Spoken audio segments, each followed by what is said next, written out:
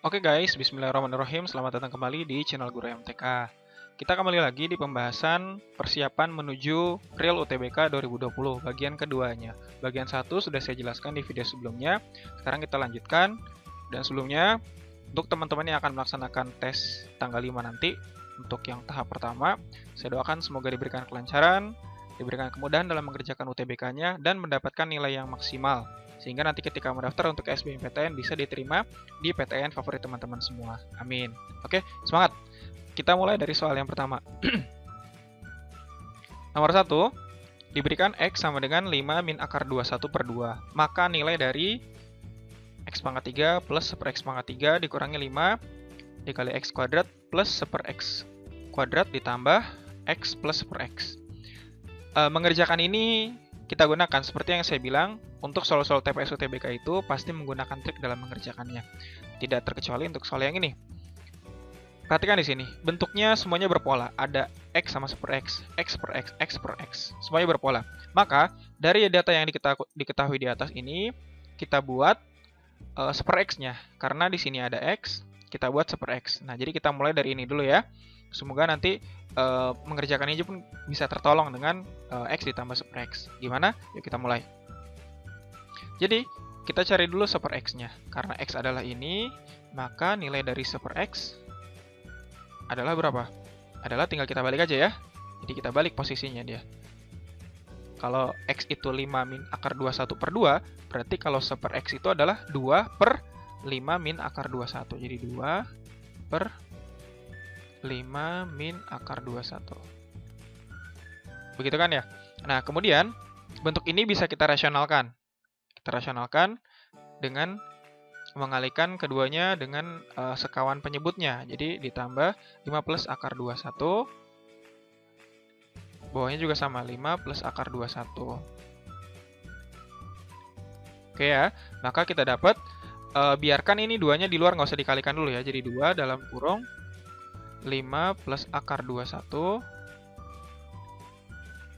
Kemudian bawahnya, cara mengalikannya gini ya. Kalau perkalian plus dengan min tuh dia, jadi cukup ujung-ujungnya aja kita kalikan.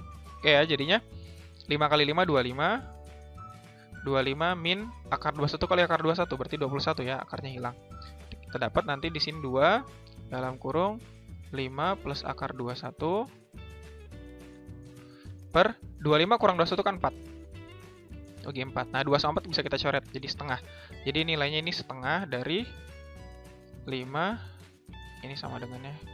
Perbaikin dulu ya. Sama dengan, nah gitu ya. 5 plus akar 21. Oke, jadi 1 per X sama dengan ini. Maka nilai ini bisa kita dapat. Oke, maka nilai ini ya, ini bisa kita dapatkan. Jadi, X ditambah 1 per X. Oke, itu nilainya sama dengan, nah, yang X ini kan bisa saya tuliskan, ini kan ada 2 di bawah nih. Ya, ada 2, maka 2-nya bisa saya tuliskan jadi setengah. Jadi gini deh, jadi setengah, gitu kan, dalam kurung 5 min akar 21. Oke, sepakat ya? Oke, jadi setengah dari 5 min akar 21 ya, penulisan lainnya seperti ini. Ditambah dengan 1 per X. 1 per X tadi kita punya setengah dari ini kan, jadi setengah 5 plus akar 21. Perhatikan, ada yang bisa kita coret nggak? Kan di sini bisa kita lihat nih, setengah 5 min akar 21 sama setengah 5 plus akar 21. Ada yang min, ada yang plus. Nah, yang ini kita bisa coret nih ya. Jadi ntar jadi bentuk ini deh. Setengah kali 5. Gitu kan? Ditambah setengah kali 5.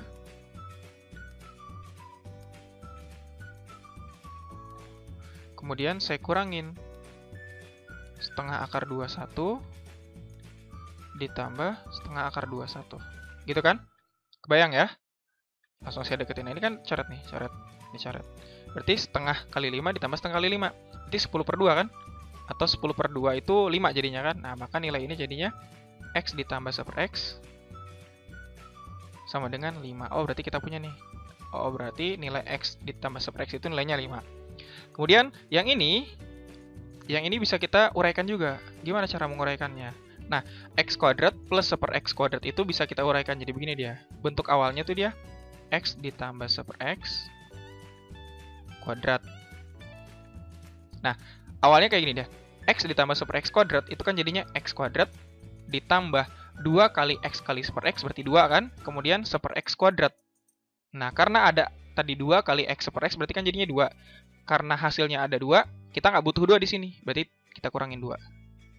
Nah, gitu kan ya? Oke. Kemudian X ditambah 1 per X, itu kan nilainya 5 tadi. Kita kuadratin, 5 kuadrat jadinya. Ini 5 kuadrat. Kurangin 2. Itu sama dengan 20. 5 kurangi 2, 23. Oke, kita dapat 23. Yang terakhir yang ini. Nah, kalau yang ini dia X plus 1 per X kuadrat dikurangi 2. Kalau yang ini, yang pangkat 3 gimana? Ya sama, kita dikurang lebih ya. Jadi X ditambah 1 per X. Dia pangkat 3. Tapi dikurangin ya, dikurangin 3 kali X plus 1 per X. Gitu. Oke, ini aturan aljabar yang kalian harus hafal ya. Jadi ini dipangkatin 3 nih. Jadi 5 pangkat 3. Dikurangin 3 kali 5. Sama dengan 5 pangkat 3, 125.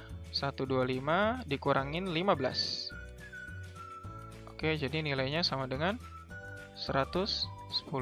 Oke, kita punya nih 110. Oke, kemudian 23. Ada 5-nya tapi di sini ya. Ada 5, kemudian di sini 5. Maka kesimpulannya jadinya 110 saya kurangin dengan 5 dikali 23 tadi ya. 23. Nah, kemudian ditambah dengan 5. Oke, ini sama dengan 110. 5 kali 23 kan 115 ya. Berarti 110 dikurangin 115 ditambah 5. 110 dikurangi 115 minus 5. Minus 5 tambah 5. 0. Ternyata hasilnya 0. Panjang-panjang kita mengerjakan hasilnya 0. Yang B. Oke. Good. Gimana? Ada pertanyaan? Kalau misalkan masih ada pertanyaan, silakan ditanyakan di kolom komentar ya.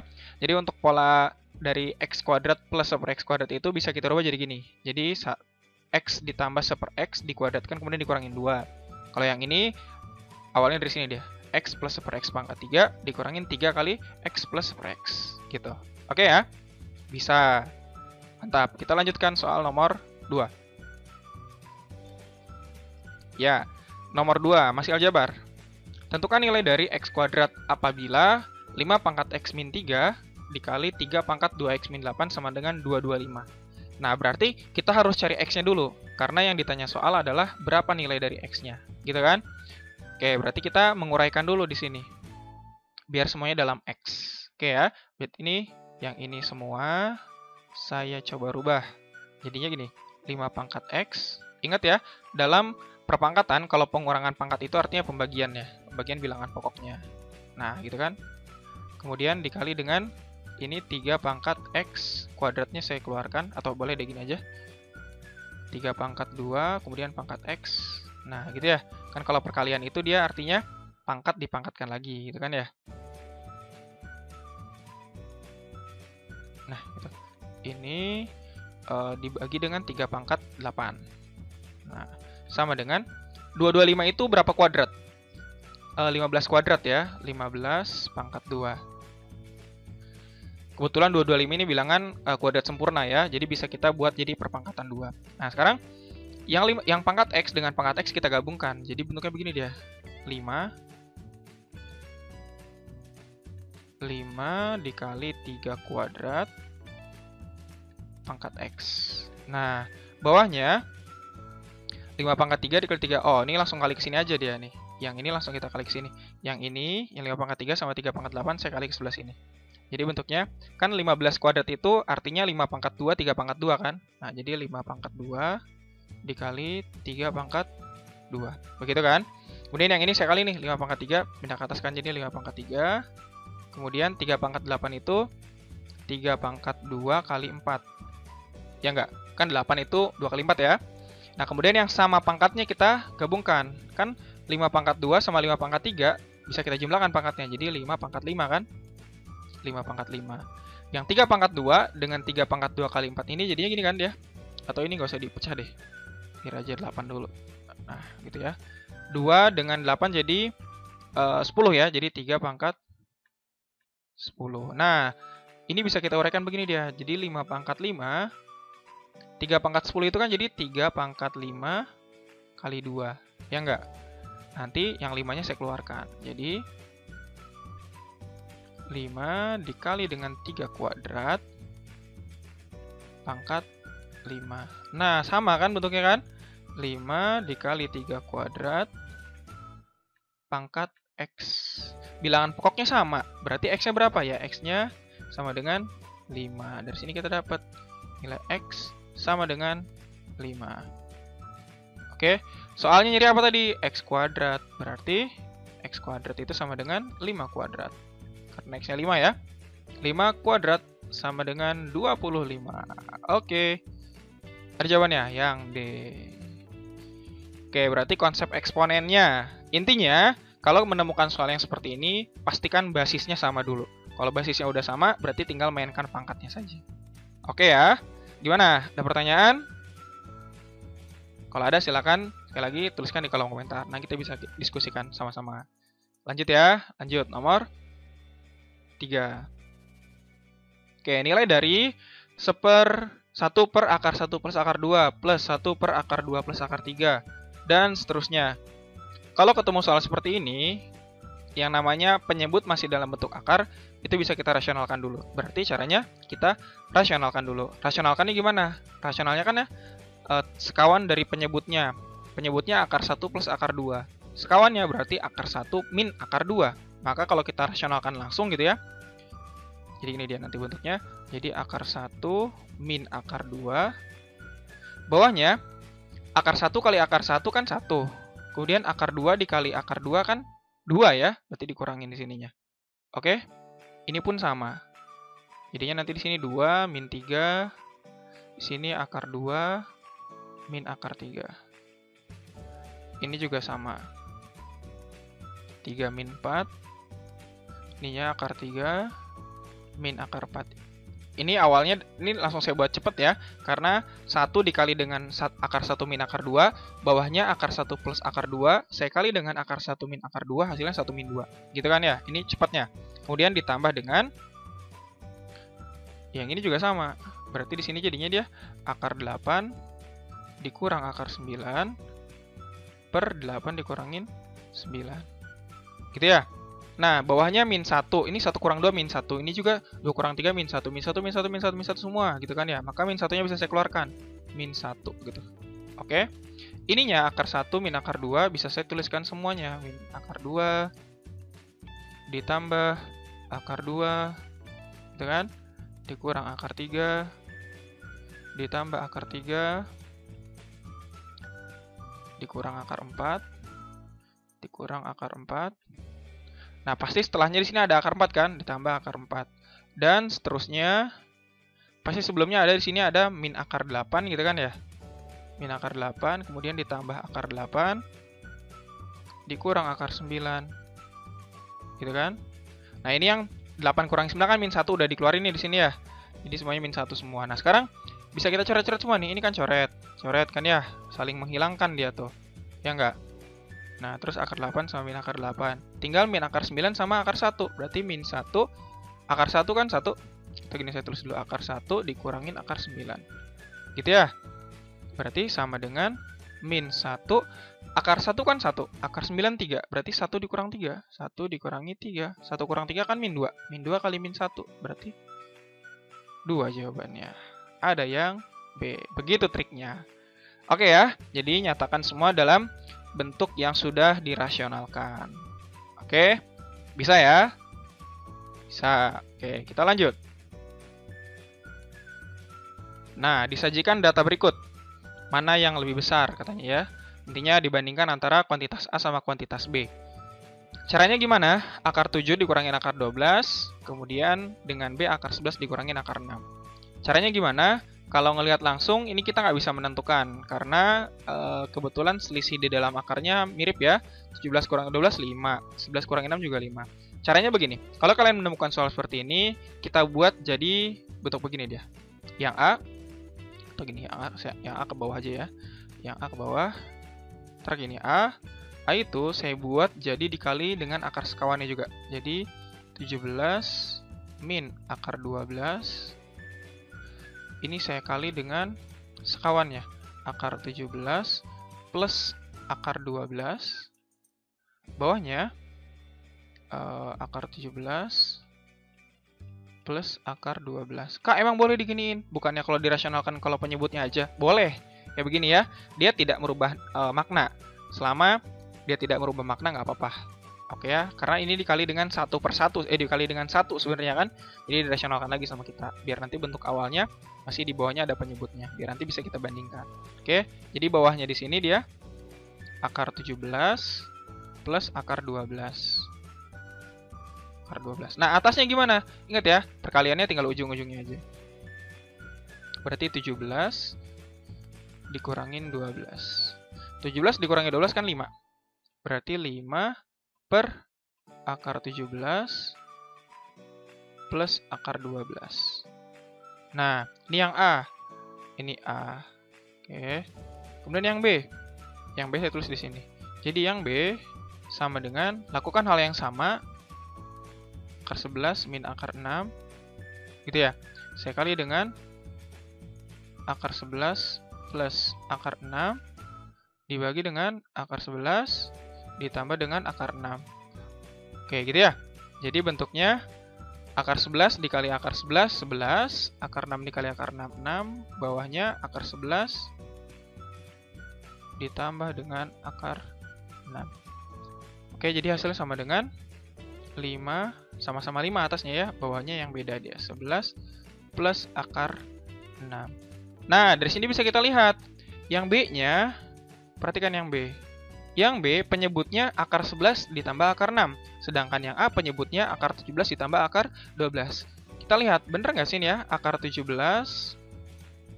ditambah dengan akar 12 dibandingkan dengan akar 11 ditambah dengan akar 6. Karena pembilangnya udah sama-sama 5 kan? Berarti kita cukup membandingkan penyebutnya aja. Yang semakin besar penyebutnya, maka nilainya semakin kecil. Gitu kan ya? Nah, lihat. Dari sini kelihatan kan? Akar 17 ditambah akar 12, pasti nilainya lebih besar dong dibanding dengan akar 11 ditambah akar 6. Dengan kata lain, yang A penyebutnya lebih besar daripada yang B. Maka, kalau penyebutnya semakin besar, maka nilainya semakin kecil. Otomatis nilai dari 5 dibagi dengan akar 17 ditambah akar 12. Kalau dibandingkan dengan 5 dibagi dengan akar 11 ditambah dengan akar 6. Nah, ini lebih kecil dibanding dengan yang penyebutnya lebih kecil. Nah, penyebutnya kan lebih kecil kan ya? Karena akar 11 ditambah akar 6 itu lebih kecil dibanding dengan akar 17 ditambah akar 12. Maka kesimpulannya, A-nya kurang dari si B. Oke? Ada yang B ini ya. B lebih besar daripada A. Oke? Oke, ini bentuk akar dia. Oke ya, bisa tinggal dirasionalkan aja. Mantap. Lanjut. Nomor 5. Masih akar lagi. Mana pernyataan yang benar? Ya, oke, pernyataan pertama. Katanya akar dari 5/6 dibagi 5/6 kuadrat itu lebih dari 1. Benar salah?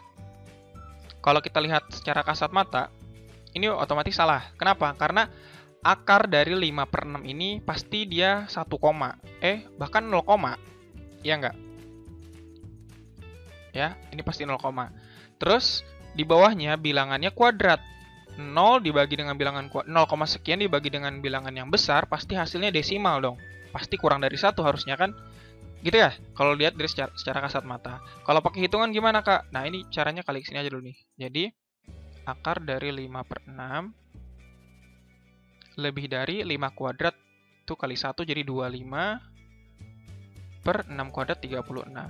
Bener salah? Akar lebih besar daripada bilangan kuadrat. Ini otomatis salah.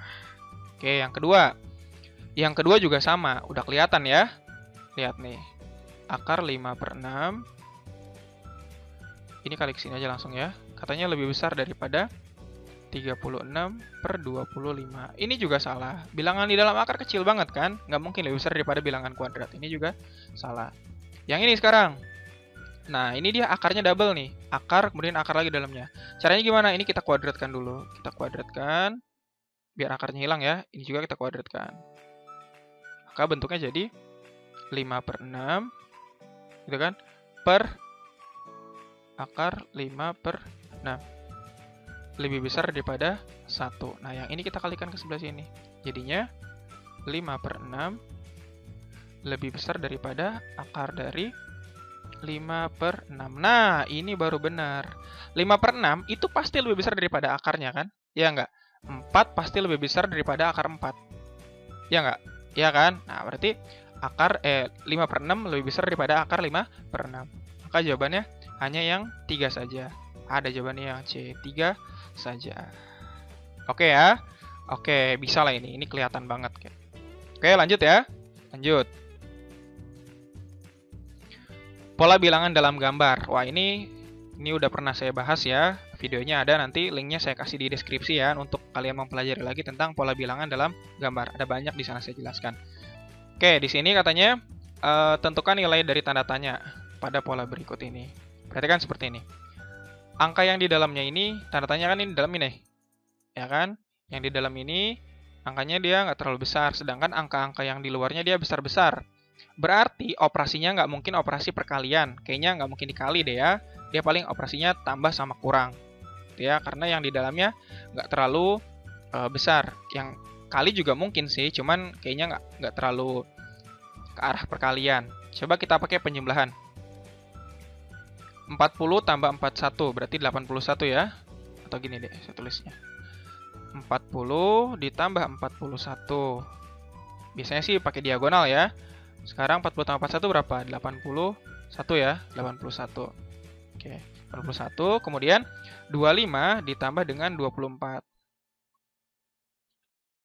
25 ditambah 24. Ini berapa tadi? 81 ya. Ini 81, ini 25. 49. 81 kurang 49, 32 ya. Sama dengan 32.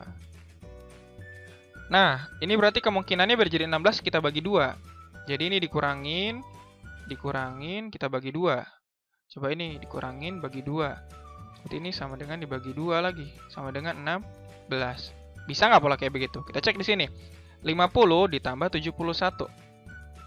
Ini pola ini ya. Ini pola sebelah sini deh nih. 50 ditambah 71, 121. Kita kurangi dengan 121. Kita kurangi 45 tambah 36. 45 tambah 36 itu dia 81. 81. Kita bagi 2. Bisa nggak? 121 kurangi 81 kan 40 ya. 40 bisa. 40 bagi 2, 20. Bener dong. Sama dengan 20. Maka yang ini pun pasti polanya seperti yang tadi. 100 ditambah 125 berarti 225. Yang 99 ditambah 70. 169 berarti kan ya. Dikurangin 169. Bagi 2. Sama dengan 225. 56.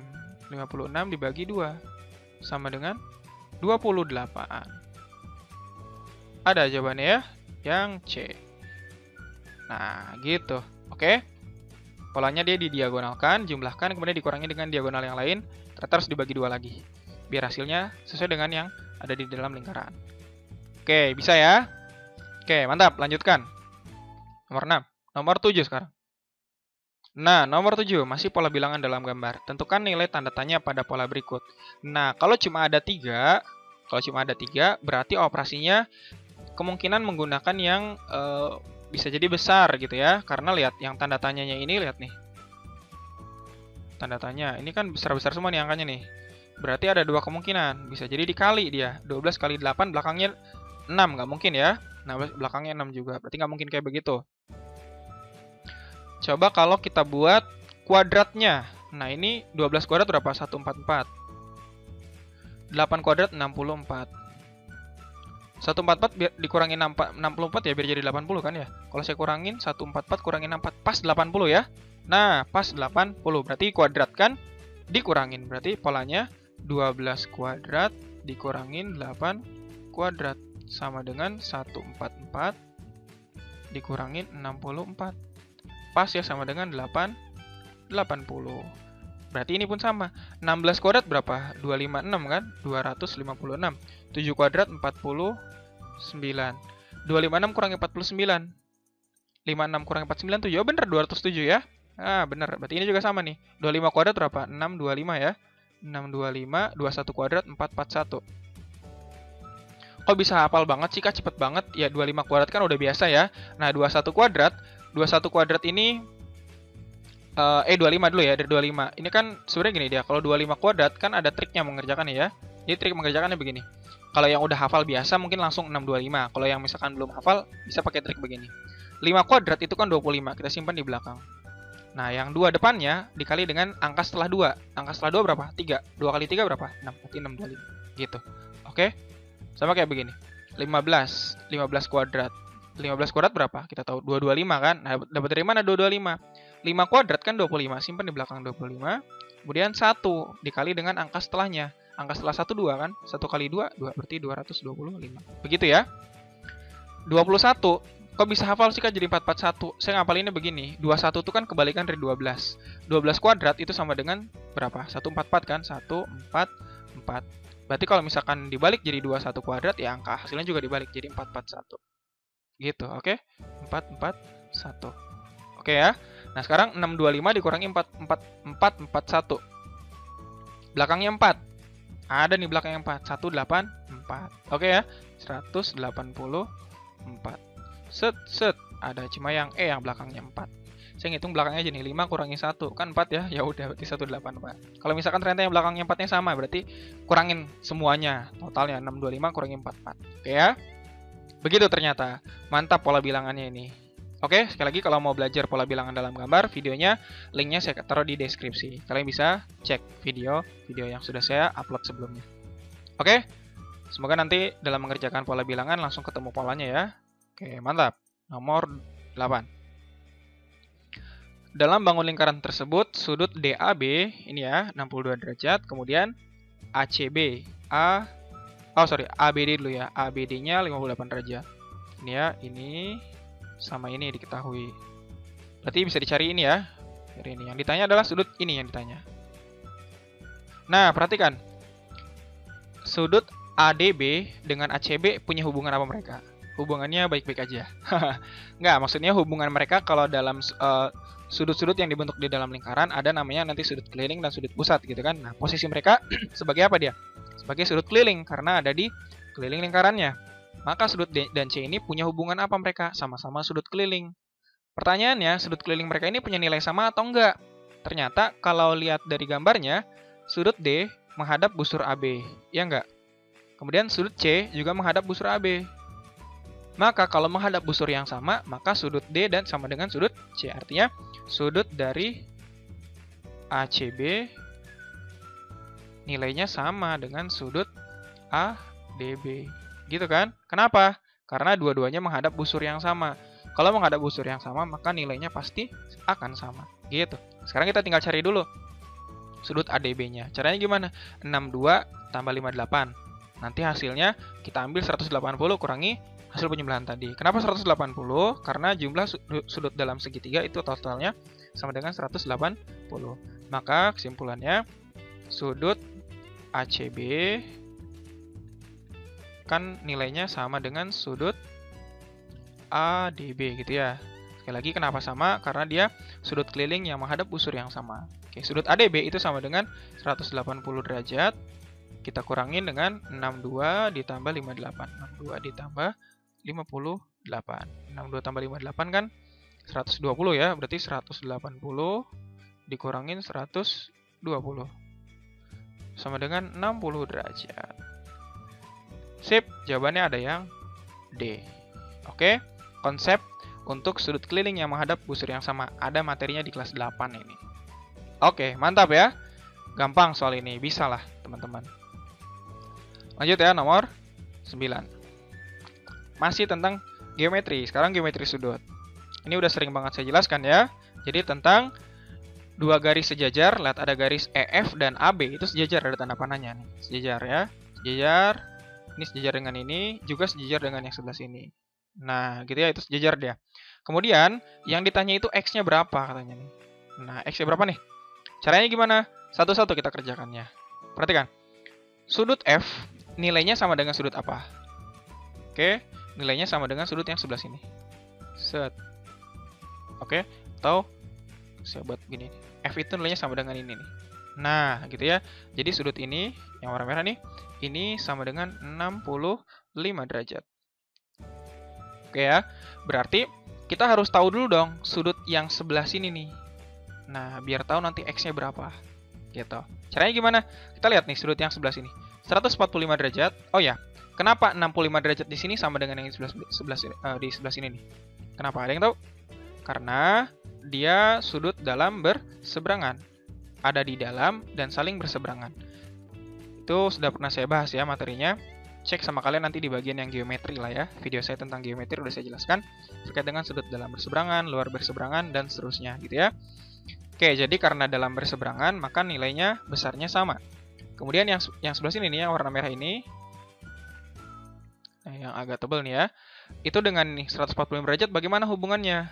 Nah, mereka dalam tapi dia di pihak yang sama. Dalam sepihak, berarti kan? Maka kalau dalam sepihak, berarti sudut yang sebelah situ adalah 180 derajat dikurangi dengan 145 derajat. Atau 145 derajat ditambah dengan sudut ini hasilnya 180. Gitu ya. Totalnya berapa? 35 derajat. Nah, dari sini sampai sini 65 derajat. Ya kan? Kemudian ininya aja 35 derajat. Maka X berapa dong? Berarti kan X itu sama dengan 65 derajat. Saya kurangi dengan 35 derajat. Sama dengan 30 derajat. Oke, jawabannya yang A.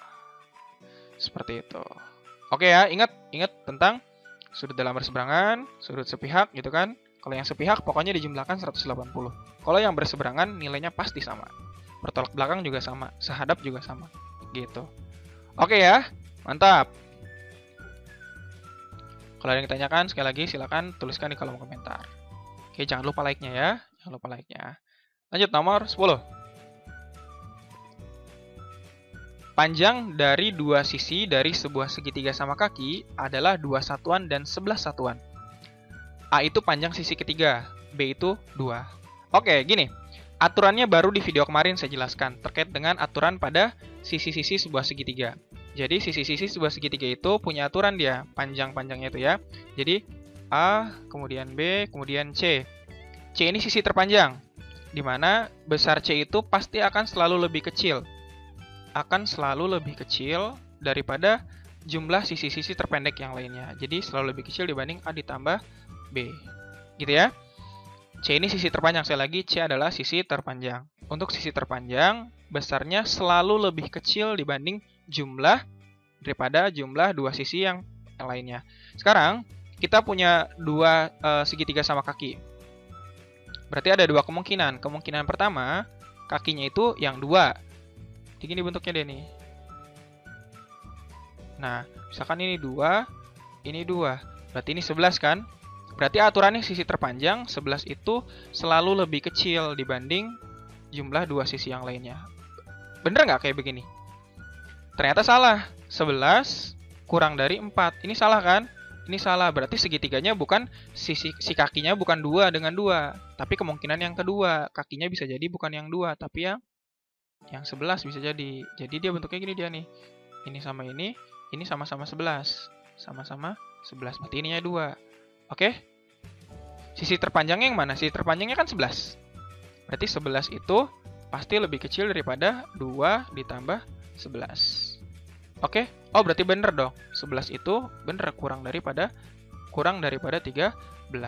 Maka memenuhi syarat. Berarti kondisi yang diminta di sini panjang sisi ketiga. Dua sisinya diketahui 11 sama 2. Gitu ya.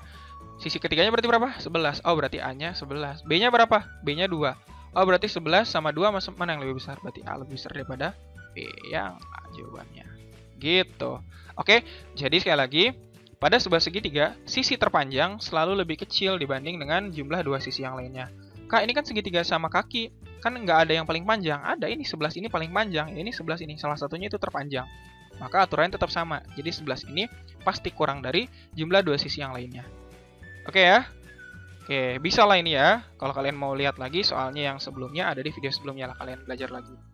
Oke, sip. Semoga kalian yang mau melaksanakan tes paling pertama nanti dimudahkan dalam mengerjakannya. Pokoknya setiap soal-soal yang pernah kalian lihat di video saya keluar nih, insya Allah gitu kan ya. Semoga keluar dan kalian tinggal jawab, oh iya ini pernah belajar gitu kan di channel Guru MTK. Jadi kalian bisa mengerjakan dengan lancar. Dan tentunya dapat nilai UTBK 800 plus kalau bisa begitu kan ya. Dan bisa diterima ketika SBMPTN di PTN favorit teman-teman semua. Oke, mari kita dukung terus channel Guru MTK dengan cara subscribe, nyalakan loncengnya agar tidak ketinggalan update video terbaru, dan jangan lupa berikan like-nya dan share kepada teman-teman yang lain. Terima kasih sudah menonton. Assalamualaikum warahmatullahi wabarakatuh.